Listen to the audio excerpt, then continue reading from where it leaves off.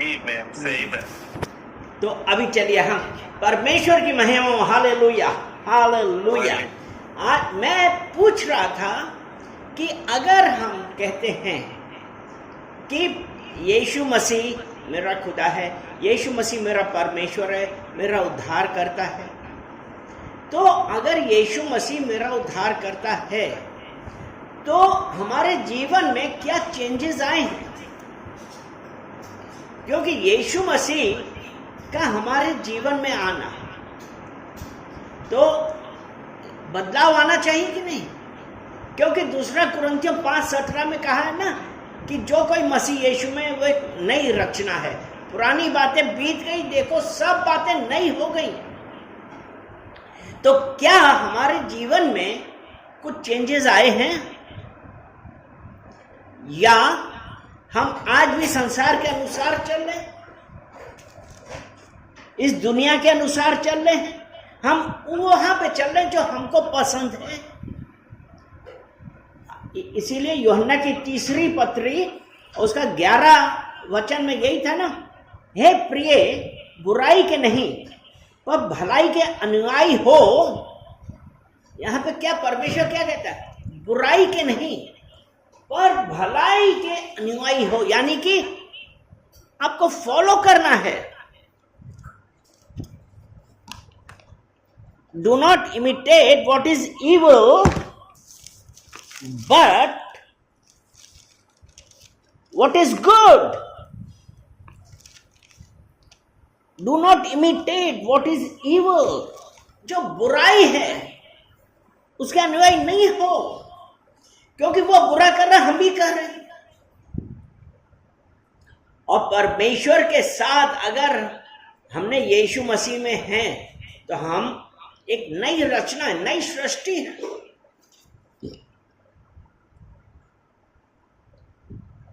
और उसका जो लिखा है, जो भलाई करता है वह परमेश्वर की ओर से है, पर जो बुराई करता है उसने परमेश्वर को नहीं देखा। तो आज हमारे ये कहना कि हमने यीशु मसीह को अपना मान लिया है लेकिन आज भी हम बुराई में ही हैं, तो हमारा परमेश्वर के साथ कोई रिलेशन नहीं है, कोई रिलेशन नहीं है। क्योंकि यहां पे उसने कहा है जो बुराई करता है उसने परमेश्वर को नहीं देखा है। तो परमेश्वर का ये वचन जो मसीह यीशु में है वो एक नई सृष्टि है। आज हमारे लिए सोचने वाली बात है, एक विषय है कि हम एक तरफ ये कह रहे हैं हम खुदा को जानते हैं, हम यीशु मसीह को जानते हैं, लेकिन हम मन ही मन अपने कामों से, अपने मुंह से मतलब बुराई करे जा रहे हैं। मेरे प्रियो, ये परमेश्वर की ओर से नहीं है।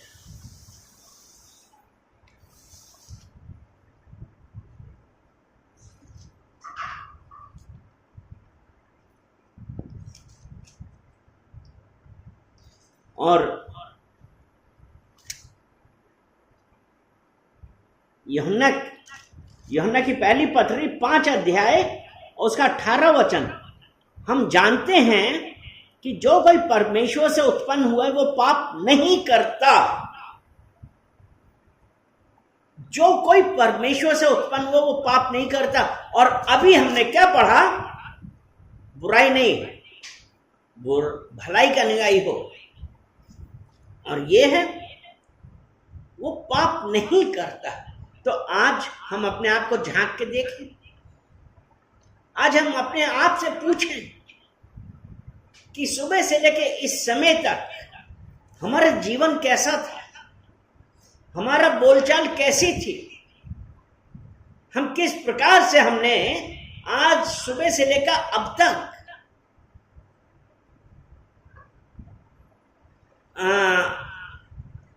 जीवन व्यतीत किया, मतलब किस प्रकार से एक्ट किया है, कैसे जीवन बिताया, कैसा बिताया, कैसा जीवन बिताया सुबह से लेके जब से आप उठे हैं और अब तक। सोचिए किस प्रकार से आपने जीवन बिताया है।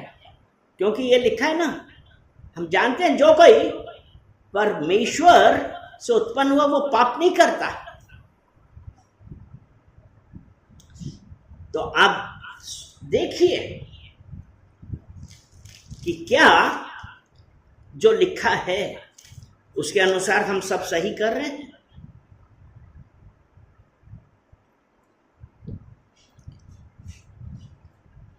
और यूहन्ना की दूसरी पत्री उसका 9 वचन, जो कोई मसीह की शिक्षा से आगे बढ़ जाता है उसमें बना नहीं रहता, उसके पास परमेश्वर नहीं है। सुबह से लेकर अब तक, जब से आप उठे अब तक आपने कैसा जीवन जिया है, आपका ये दिन कैसा था, मतलब मसीह की शिक्षा है, हम सब कुछ कर रहे हैं, लेकिन हम उसमें बने नहीं हैं, कर रहे हैं अपनी मर्जी के अनुसार। तो उसमें क्या कहता है कि उसके पास परमेश्वर नहीं है। तो ये हमारा झूठा है कहना ना।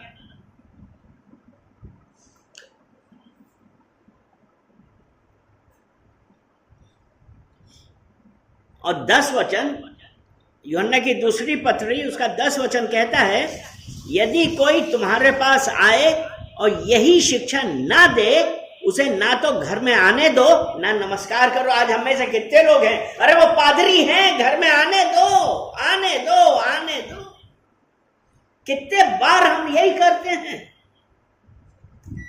लेकिन उनकी शिक्षा क्या है, हम उसकी ओर ध्यान ना देके हम तो ये सोचते हैं ये पादरी हैं, ये खुदा के बंदे हैं।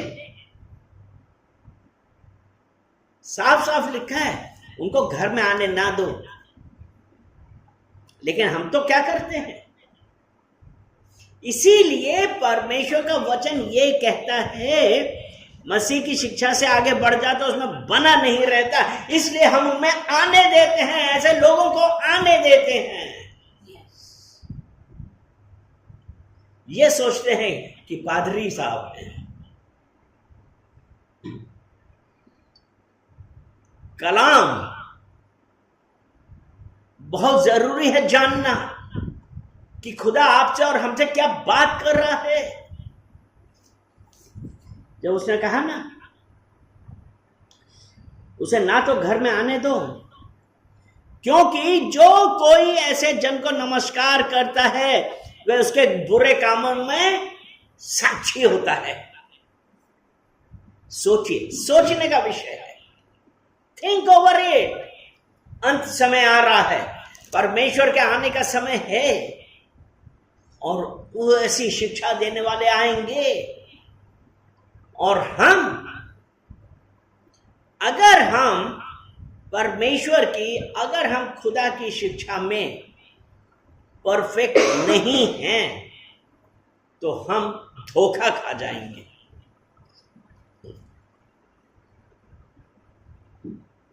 जरूरत है इस बात की, क्योंकि यहां पे जो लिखा है ना, क्योंकि जो कोई ऐसे जन को नमस्कार करता है वह उसके बुरे कामों से साक्षी होता है। आज अगर आपने किसी को, किसी पादरी को जिसके बारे में आप जानते हैं जय मसीह की नहीं बोला, तो आपने गलत किया या सही किया? क्योंकि शिक्षा गलत दे रहा है। यहीं पे लिखा है ना, शिक्षा से आगे बढ़ जाते उसमें बना नहीं रहता। और हम ऐसे आदमी को जय मसीह की बोल रहे, तो अब पड़ोस वाला साथी संगी कहेगा, ए तुमने क्या किया, उनको क्यों नहीं बोला? फौरन आपको पता होना चाहिए कि यहां पे लिखा है, क्योंकि जो कोई ऐसे जन को नमस्कार करता है वह उसके बुरे कामों में साक्षी होता है। पता होना चाहिए।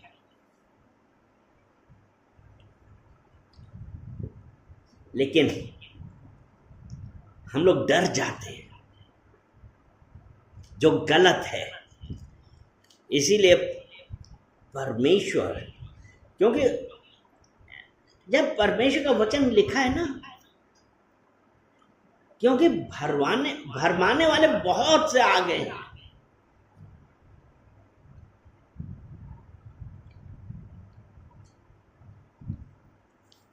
क्योंकि भरमाने वाले मतलब धोखा देने वाले।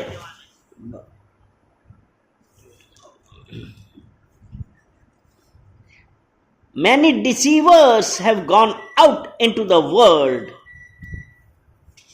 बहुत डिसीव करने वाले, भरमाने वाले आ गए हैं। तो जब हम ये कहते हैं कि हम परमेश्वर को जानते हैं, लेकिन हमने क्या किया? शिक्षा में उसके अनुसार नहीं चल रहे और हम बुराई में ही हैं।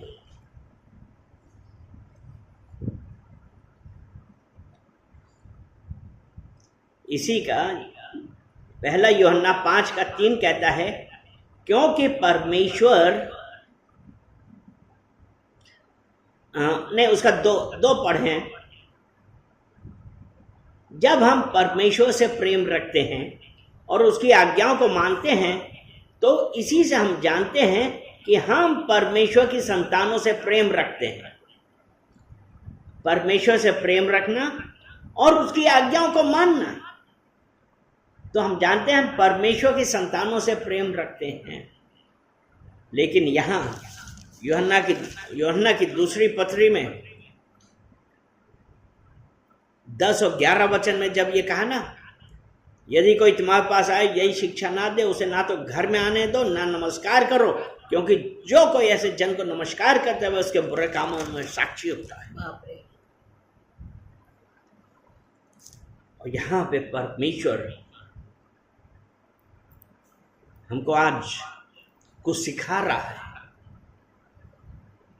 कि जब हम परमेश्वर से प्रेम रख रहे हैं, उसकी आज्ञाओं को मान रहे हैं और गलत आदमी को नमस्कार कर रहे हैं, क्योंकि परमेश्वर से प्रेम रखना यह है कि हम उसकी आज्ञाओं को माने और उसकी आज्ञाएं कठिन नहीं।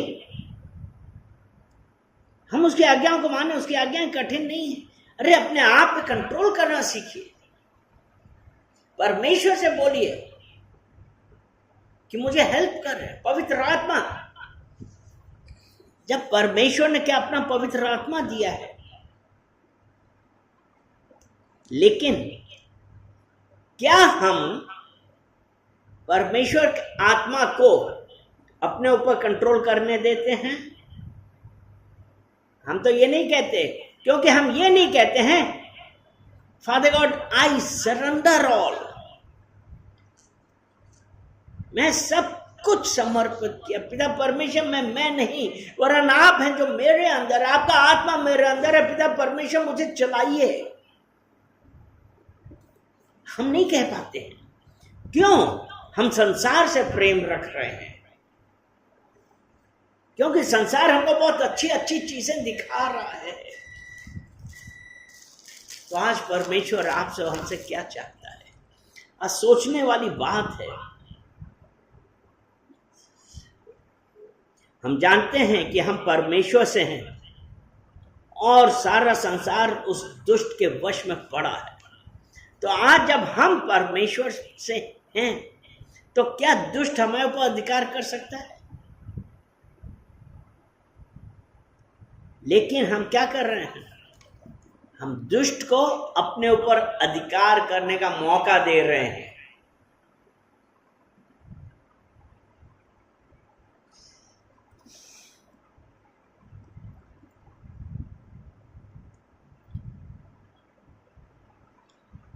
पहला यूहन्ना 4:20, यदि कोई कहे मैं परमेश्वर से प्रेम रखता हूं, सभी लोग कहते हैं हम तो परमेश्वर से प्रेम रखते हैं, लेकिन यहां लिखा है ना, यदि कोई कहे मैं परमेश्वर से प्रेम रखता हूं और अपने भाई से बैर रखे तो वह झूठा है, क्योंकि जो अपने भाई से जिसे उसने देखा प्रेम नहीं रखता तो वह परमेश्वर से जिसे उसने नहीं देखा प्रेम नहीं रख सकता।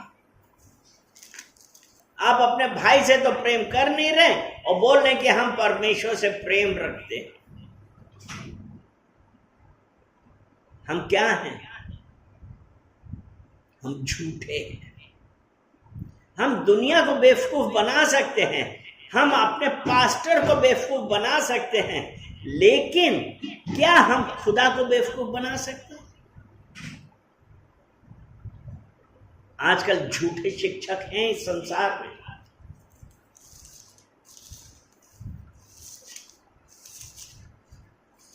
क्योंकि आजकल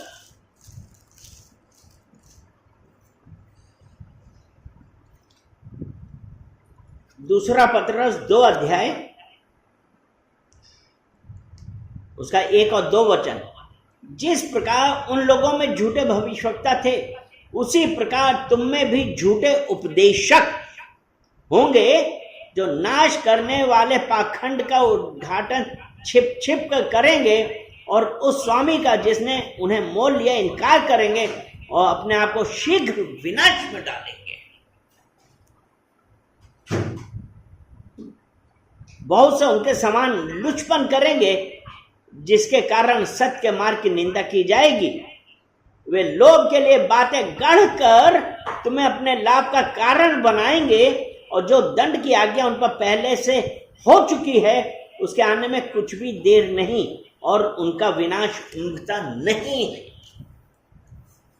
आ गए हैं, इस संसार में हैं ऐसे झूठे उपदेशक हैं, और हम इसीलिए मैं बार बार, कितनी बार हमने बतलाया है कि यहोशू 1 और उसका 8 वचन, यहोशू 1 और उसका 8, उसमें जब कहता है ना, व्यवस्था की यह पुस्तक तेरे चित्त से कभी ना उतरने पाए, इसी में दिन रात ध्यान दिए रहना, इसलिए कि जो कुछ उसमें लिखा है उसके अनुसार करने की तू चौकसी करे, क्योंकि ऐसा ही करने से तेरे सब काम सफल होंगे और तू प्रभावशाली होगा। अब व्यवस्था की पुस्तक, ये पवित्र शास्त्र जो परमेश्वर की प्रेरणा से रचा गया है, हमें समझाने के लिए, सुधारने के लिए, उपदेश देने के लिए वो है। इसीलिए जब उसने कह रहा है ना कि अगर, है ना, सत्य के मार्ग क्या करेंगे, कि इसलिए हमको ये देखना है कि आज जो कुछ भी पढ़ाया जा रहा है, जो कोई भी उस उपदेशक ने कहा है, वो सही है या गलत है। इसीलिए आज जो कोई भी मीटिंग होती है, जो कोई भी पढ़ाया जाता है, कोई भी प्रीचर आता है, बतलाता है, इसीलिए जरूरी ये है कि हम लिखते चलें कि कौन कौन से स्क्रिप्चर्स हैं और क्या पढ़ाया जा रहा है। अगर हम बुक ऑफ एक्ट्स, प्रेरितों के कार्य 17 अध्याय और उसका 10-11 पढ़े, भाइयों ने तुरंत रात ही रात पौलुस और सिलास को बिरिया भेज दिया और वे वहां पहुंचकर यहूदियों के आराधनालय में गए, यानी कि थिस्सलुनीको से, क्योंकि वहां पे उनका विरोध था, तो पौलुस और सिलास को बिरिया भेज दिया। और 11 वचन हम देखते हैं, ये लोग तो थिस्सलुनीको के यहूदियों से भले थे और उन्होंने बड़ी लालसा से वचन ग्रहण किया, बड़ी लालसा से वचन ग्रहण किया, यानी कि जो बताया जा रहा था वो लिया, लेकिन और प्रतिदिन पवित्र शास्त्रों में ढूंढते रहे कि ये बातें यो ही हैं कि नहीं, कि आज जो बताया जा रहा है वो वैसा ही है कि नहीं है।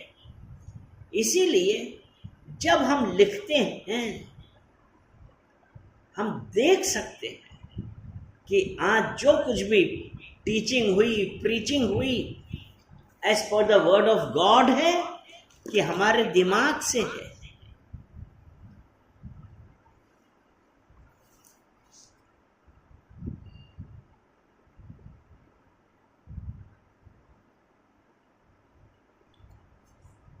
तो हमको क्या करना है?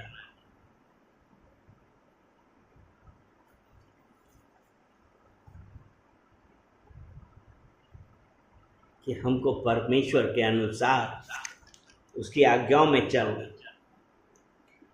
इसीलिए अब प्रभु के आगमन का दिन है, और उसमें क्या है जो अभी हमने बताया ना, झूठे उपदेशक। और दूसरा पत्रस 3 उसका 3 कहता है, पहले ये जान लो कि अंतिम दिनों में हंसी ठट्ठा करने वाले आएंगे, जो अपनी ही अभिलाषाओं के अनुसार चलेंगे। जैसे नूह के दिनों में भी था,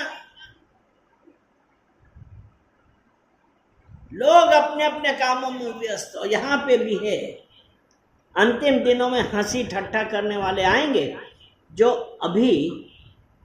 अपनी ही अभिलाषाओं में के अनुसार चलेंगे।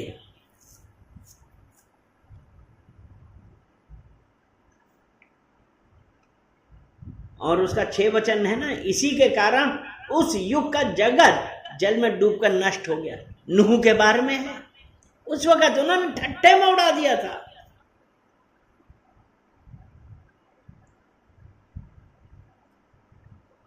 तो आज हम क्या कर रहे हैं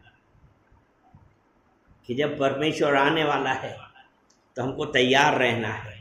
ये नहीं पता कि कब आए, क्योंकि परंतु प्रभु का दिन चोर के समान आ जाएगा। उस दिन आकाश बड़ी हड़हड़ाहट के शब्द से जाता रहेगा, और तत्व बहुत ही तप्त होकर पिघल जाएंगे, और पृथ्वी और उस पर के काम जल जाएंगे।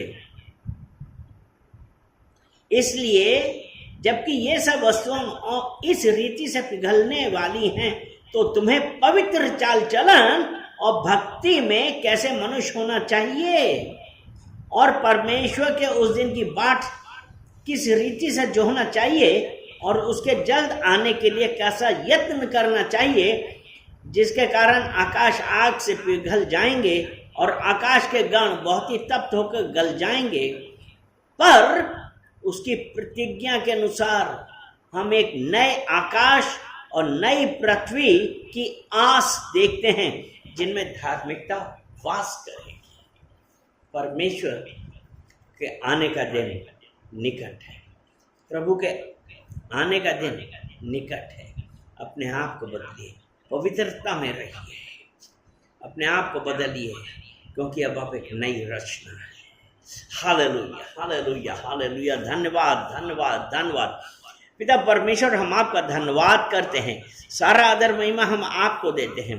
एक एक जन को पिता परमेश्वर हम आपको करीब लाते हैं, आपके सामने लेके आते हैं। प्रार्थना करते हैं पिता परमेश्वर, अपने वचनों के अनुसार पिता परमेश्वर प्रत्येक जन से आपने बातें करी है। पिता परमेश्वर, प्रार्थना करते हैं कि ये वचन हम सबके जीवन में पिता परमेश्वर एक शिक्षा की तरह आए, और पिता परमेश्वर हम इन वचनों के द्वारा पिता परमेश्वर जो आपने हमसे बातें करी, हमको गाइड करिए, हमको बदलने में सहायता करिए। हर जो सांसारिक इच्छाएं हैं पिता परमेश्वर, प्रार्थना करते हैं वो हमारे दिल से, हमारे दिमाग से दूर होने पाए, और पिता परमेश्वर हम आपकी ओर आए, क्योंकि आपने कहा परमेश्वर की ओर मुड़ो। पिता परमेश्वर, हम धन्यवाद करते हैं, धन्यवाद करते हैं एक एक जन के लिए। पिता परमेश्वर, हम पश्चाताप करते हैं, हम repenting for each and every one. Master, have mercy over them. धन्यवाद करते हैं, सारा आदर महिमा हम आपको देते हैं, यीशु मसीह के नाम से। आमीन, आमीन, आमीन। हालेलुया।